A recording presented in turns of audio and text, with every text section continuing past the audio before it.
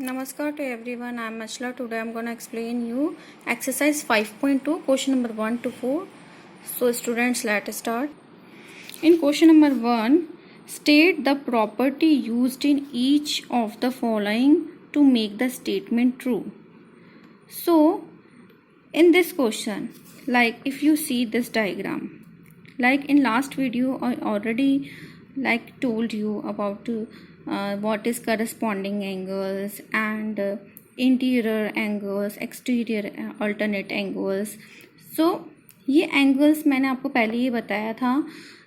So corresponding angles means to angle number 1 and angle number 5 are equal and 2 and 6 are equal.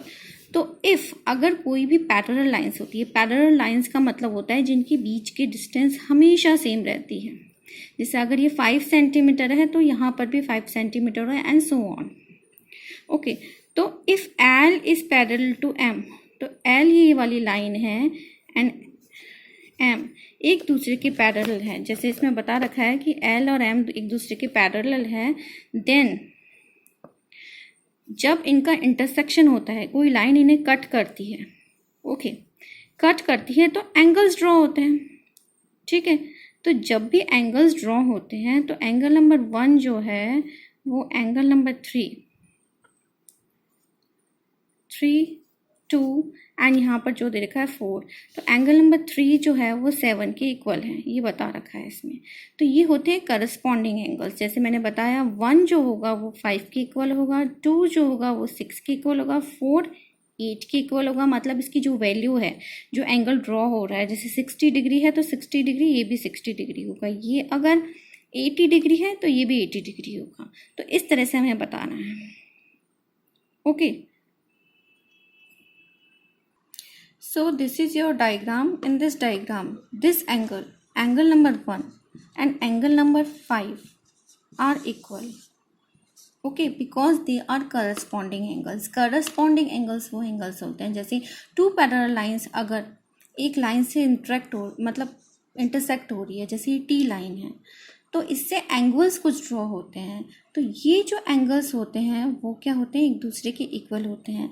That's why जो angle number 3 होगा वो angle number 7 के equal होगा. तो यहाँ पर हमें लिखना है कि प्रॉपर्टी यहाँ पर कौन सी यूज आई है, प्रॉपर्टी यूज्ड जो है करस्पॉन्डिंग एंगल्स प्रॉपर्टी. ओके, तो यहाँ पर हमें लिखना पड़ेगा करस्पॉन्डिंग एंगल प्रॉपर्टी. ओके, सो ये प्रॉपर्टी यूज में आई. नेक्स्ट में if angle number 3 and angle number 5 equal है, देन ये दोनों पैरेलल होगी. ये जब भी होगा जब ये दोनों पैरेलल होगी. जैसे कि लास्ट क्लास में बताया था कि ये जो एंगल्स होते हैं जो अंदर की तरफ ड्रॉ ऑन होते हैं, इन्हें हम बोलते हैं इंटीरियर एंगल्स. ओके, तो अल्टरनेट इंटीरियर, ये वाले सारे इंटीरियर एंगल्स हुए. लेकिन जो अल्टरनेट इंटीरियर एंगल्स होते हैं, अल्टरनेट मतलब लाइक ये जेड का फॉर्मेट जो जेड की फॉर्म में बन रहे हैं. जैसे ये देखिए आप, ये वाला एंगल और ये वाला एंगल, तो ये अल्टरनेट एंगल्स हुए. Similarly this angle is also equal to this angle, ये अल्टरनेट एंगल्स हैं. तो एंगल नंबर 3 और एंगल नंबर 5 एक दूसरे के इक्वल होंगे. तो ये किस प्रॉपर्टी में आते हैं, अल्टरनेट, क्योंकि अंदर की तरफ बन रहे हैं. ओके, तो ये अल्टरनेट इंटीरियर एंगल्स हो गए. ठीक है, तो उसकी प्रॉपर्टी ये फॉलो करेगा. Okay, next one is if addition of these two angles is 180 degree then L is parallel. ये साइन जो होता है वो पैरेलल का साइन होता है, पैरेलल टू एम. ऑब्वियसली अगर ये दोनों पैरेलल होंगे या इन दोनों का टोटल अगर 180 डिग्री होगा, क्योंकि एक ही लाइन पे बन रहे हैं, 2 एंगल्स बन रहे हैं. जैसे ये जो एंगल्स होते हैं इनका जो एडिशन होता है वो 180 डिग्री होता है. ओके, तो ये कौन सी प्रॉपर्टी में आते हैं, कंसेक्वेंटिव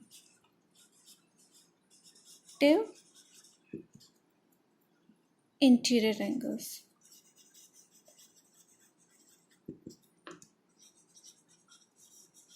तो ये जो एंगल्स होते हैं वो क्या होते हैं, इनका एडिशन जो होता है वो 180 डिग्री होता है।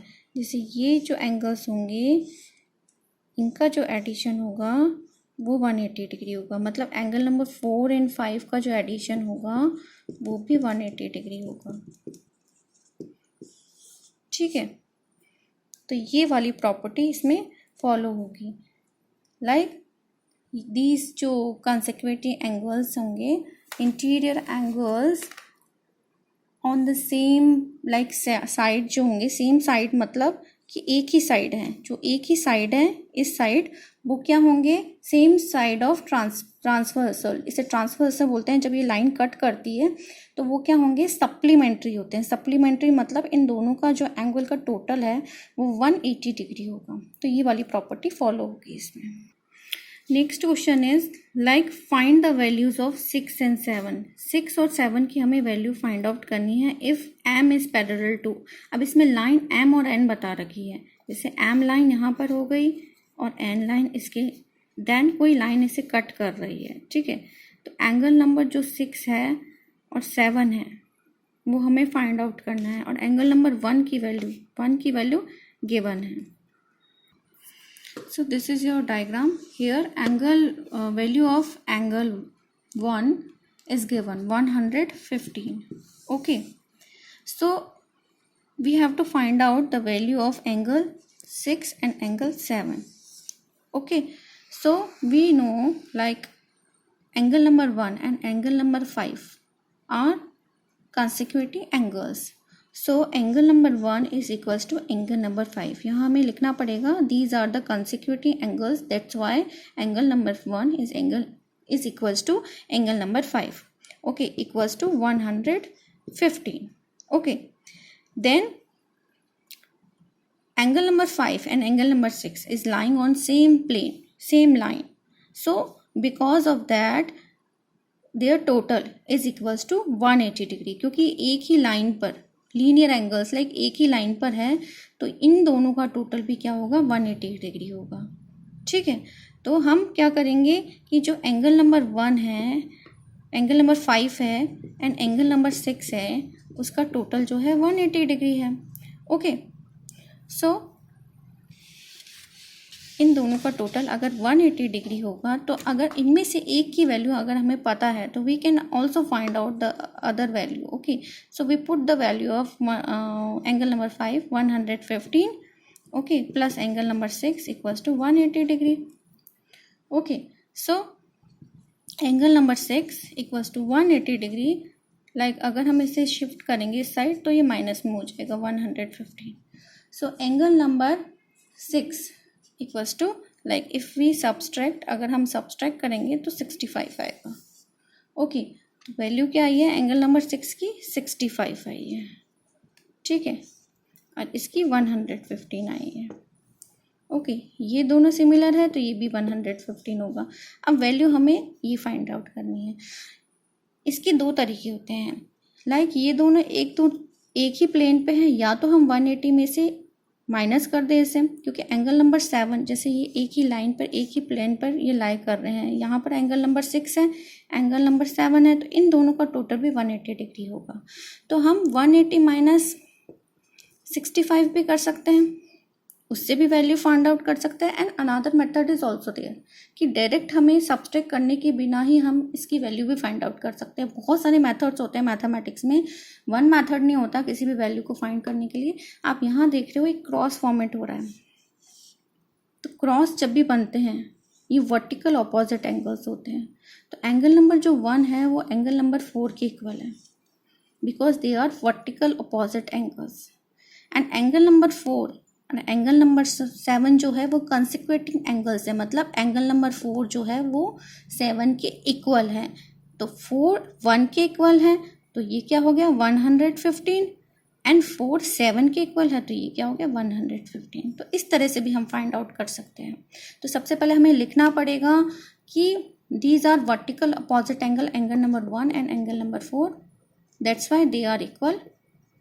and angle number 4 and angle number 4 are consecutive angles, that's why they are equal, and so the value of angle 7 is 115. इस तरह से आप आंसर लिख दोगे. ओके. इन क्वेश्चन नंबर 3 लाइक ये डायग्राम्स दे रखे हैं, लाइक पी ए बी जो वो है पैरेलल है सी डी के. ओके. एंड जो इंटरसेक्ट हो रहा है, इंटरसेक्शन पॉइंट जो है पी और क्यू है. सो एंगल नंबर 1 की वैल्यू दे रखी है 130. तो हमें सारे वैल्यूज फाइंड आउट करनी है. Okay. So here angle number 1 is given. Okay. Angle number 1 is equals to angle number 5. Okay, these are corresponding angles. तो हम ये लिख देंगे कि corresponding angles हैं.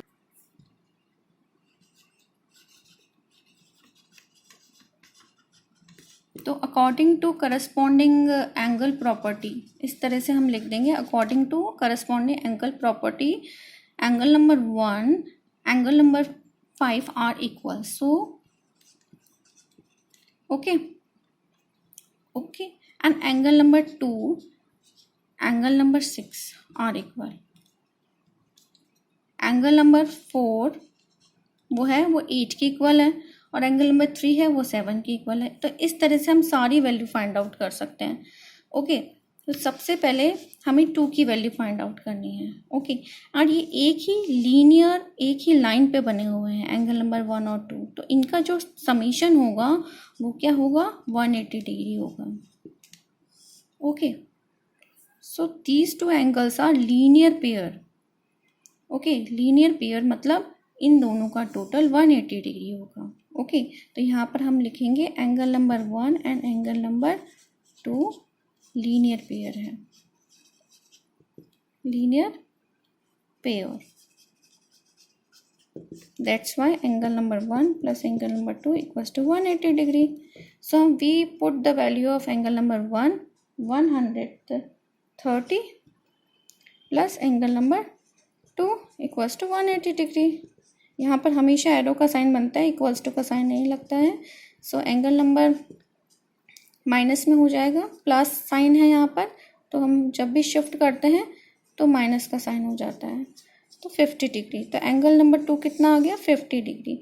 तो हम ये लिखेंगे angle number 2 and angle number 6 corresponding angles हैं. तो this angle is also 50 degree.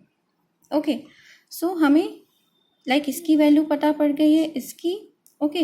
And angle number 1 और 5 इक्वल है तो 135 एंड 2 और 6 इक्वल है. तो ये लाइक रिमेनिंग वैल्यूज रहेगी 4 3 8 एंड 7.